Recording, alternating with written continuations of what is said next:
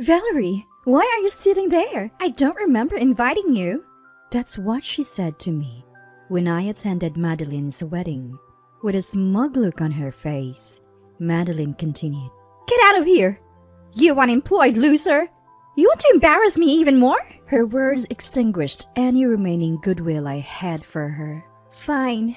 I'll stay out of your life from now on. As I left the venue, a commotion broke out, and people rushed in. Ignoring Madeline's cries for help, I left the venue with Conrad. I'm Valerie, a freelance illustrator. Conrad, whom I married a few years ago, is currently away for work. One day, feeling a bit lonely, I got news. My mom back home had fallen down the stairs and fractured her leg. Though it wasn't a severe injury, she'd need help until she recovered. The question was, who would provide that care?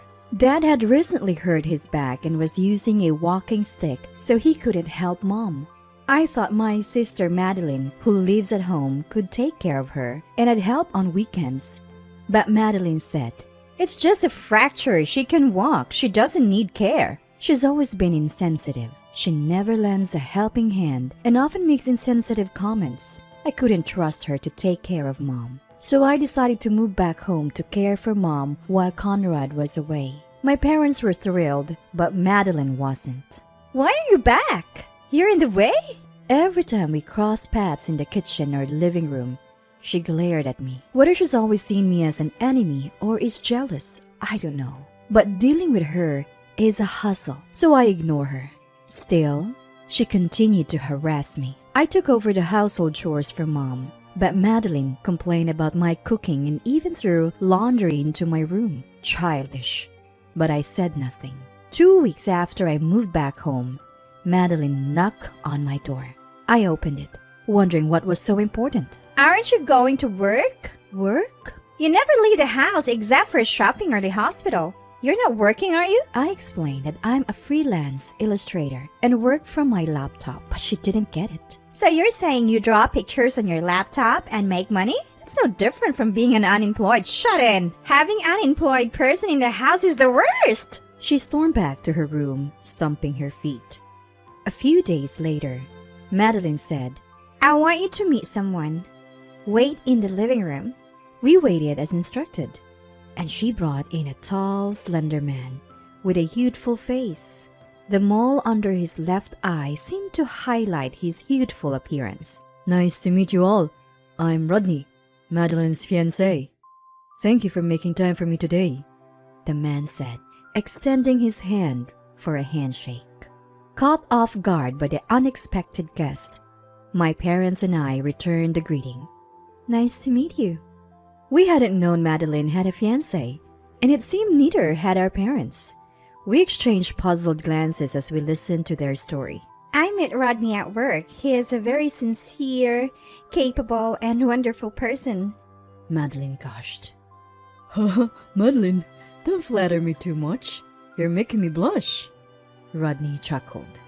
The two laughed and talked about how they met, what attracted them to each other, and what kind of life they planned to lead after marriage. Apparently, Rodney was drawn to Madeline's outgoing and cheerful personality. The Madeline I know is rebellious, self-centered, and lacking in empathy. I couldn't believe she was described as social. Isn't Rodney amazing? I really want to marry him. Please give us your blessing for our marriage. The two looked earnestly at my parents, waiting for their approval. From my perspective, Rodney seemed too good for Madeline, so I had no objections to their marriage. My parents felt the same, though surprised by the sudden news. They smiled and seemed to give their blessing. After Rodney left, as I was cleaning up the tea and snacks, Madeline spoke to me. You're jealous, aren't you, Valerie? Jealous of what? I'm marrying a wonderful, good-looking, high-earning man. Something you could never pull off. I responded to Madeline's smug, taunting smile. I'm not jealous. I'm actually happy you found someone so wonderful. Her expression twisted, probably because she didn't get the reaction she was hoping for.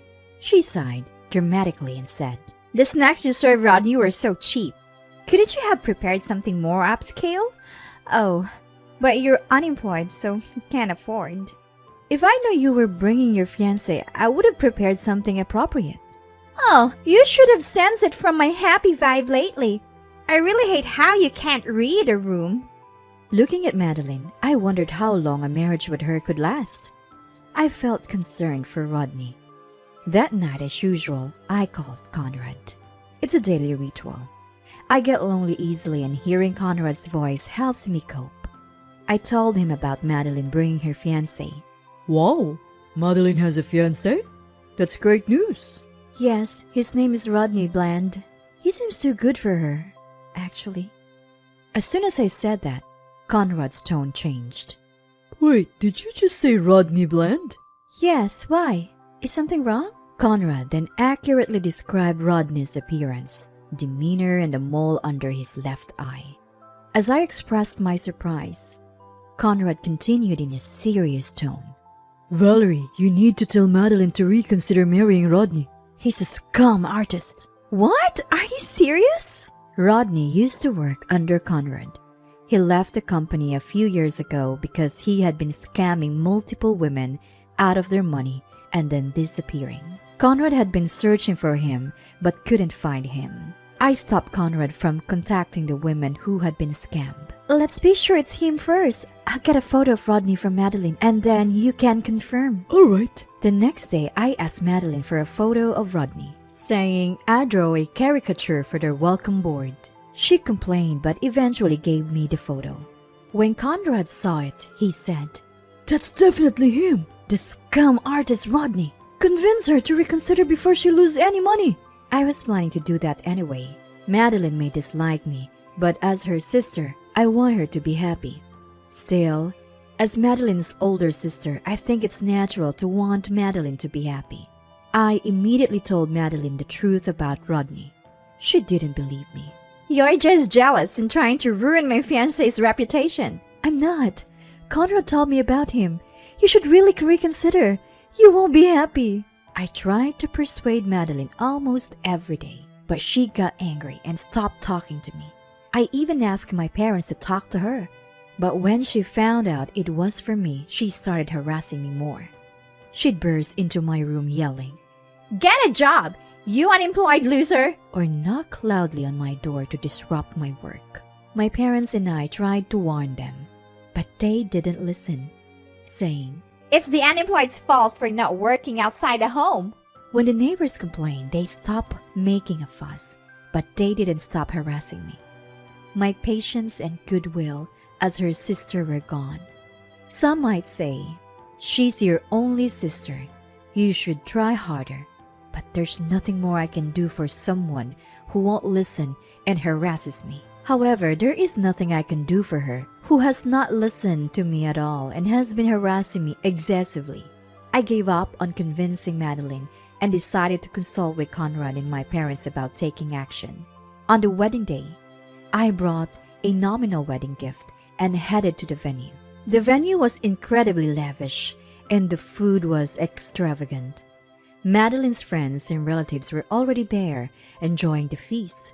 As I watched the food being brought out one after another, I suddenly noticed something. I noticed that not even a single drink had been served to me, while my parents had a full course meal in front of them. When I asked the staff, they said, Please wait a moment, we'll check, and went away. After a while, Madeline, dressed in a pure white wedding gown, walked over, the sound of her heels clicking.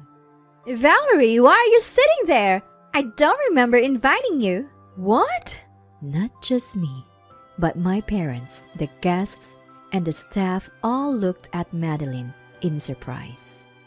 The venue that was buzzing with activity just moments ago has now gone eerily silent, and whispers fill the air. Despite being the center of negative attention, Madeline looks at me smugly. You dare show up here after insulting my fiancé? I can't believe you. Oh, you're unemployed, so you probably don't even know when you're being rude. My parents standing next to me chime in. Stop it, Madeline. This is a wedding. Ignoring them, Madeline continues to berate me. How can I have a wedding if people find out my sister is unemployed? Just leave! You're embarrassing me! I let out a deep sigh and stand up. After exchanging glances with my concerned parents, I lock eyes with Madeline. Madeline, I came here to celebrate your wedding as your sister. But clearly, you don't want that. What a shame. What? Would you be happy to be blessed by someone unemployed like you? Just go! One last thing. Are you sure you won't regret it if I leave? Because if I do, we're probably done as sisters. Cutting ties with an unemployed sister? That's perfect. Leave now. With that, any lingering affection I had for her vanished. I tell Madeline, Fine, we're done. Don't contact me again. I hear Madeline arguing with our parents as I leave, but it's no longer my concern. I pull out my cell phone and call Conrad. You can come in now. No need to hold back. Got it. Conrad replies and calls out to someone. Soon after, a group of women who had been waiting outside rush into the venue. Where's Rodney Bland? Bring him out! Their angry shouts and the gasps of the surprised guests reach me outside. Moments later, the door bursts open and Rodney, the groom, dashes out. Sweating profusely, he tries to run away but is caught by Conrad, who had been waiting near the door. Got you, Rodney. You're not getting away. Oh, Conrad! What are you doing here? A furious Madeline and a group of women rush over to the stunned Rodney. Ruin our wedding! Get away from my fiancé! As Madeline launches at Conrad, I grab her arm to stop her. She turns around, surprised at first, but then her face contorts in rage and she grabs my collar. This is your doing, isn't it? You're the worst kind of person! I told you multiple times to reconsider this marriage, didn't I? You chose not to listen. As I say this, I turn my gaze towards Rodney and explain about the women surrounding him. Rodney here has been dating these women and scamming them out of their money. They intend to sue him. What? You're joking, right? This isn't funny. Madeline looks at Rodney, who's being restrained by Conrad. He awkwardly avoids eye contact. Seeing this, Madeline mutters, You can't be serious, Rodney. And he looks down, visibly shaken. Rodney, with a forced smile, addresses the women surrounding him. Why go through the hustle of suing? Let's settle this. I'm marrying a wealthy woman. I can pay you off. Right, Madeline? Wealthy? Me? Confused, Madeline trembles as she speaks. I don't have that kind of money.